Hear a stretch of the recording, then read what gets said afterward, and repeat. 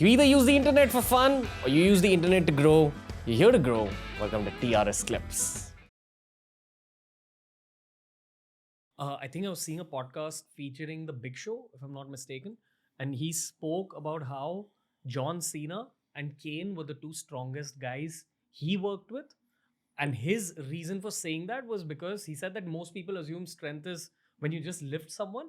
But in our industry, strength is about how stable you can keep someone on your shoulders because you have to keep the person safe as well.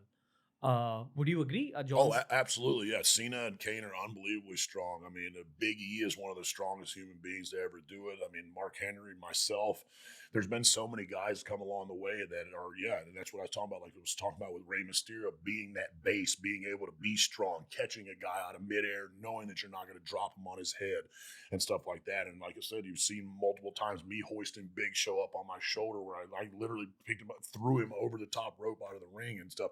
And for a guy that size to let some green kid take his life into his hands, like that speaks for him as well, because I learned so much from him. I call Big Show dad.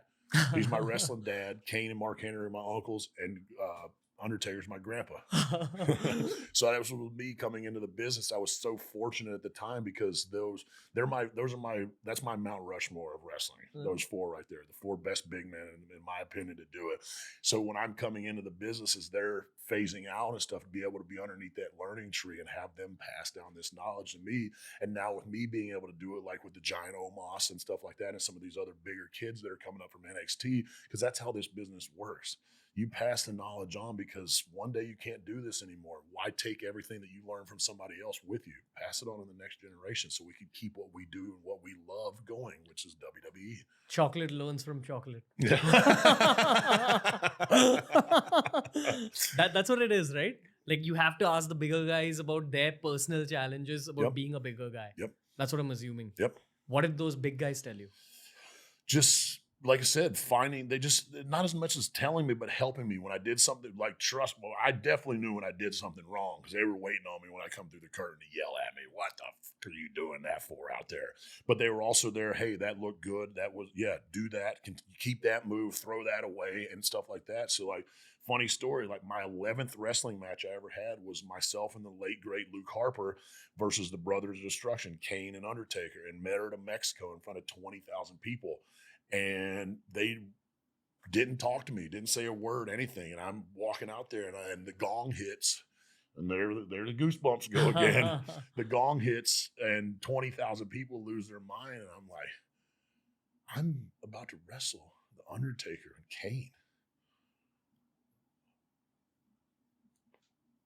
And it was just, wow. And then, like I said, and to be able to do the things that I've done with them and what they've passed on to me and stuff, it's just, it all falls into that stuff. Like I said, like I still don't feel like this is a reality. You're living the dream of a million teenage guys really? From all over the world. Yeah.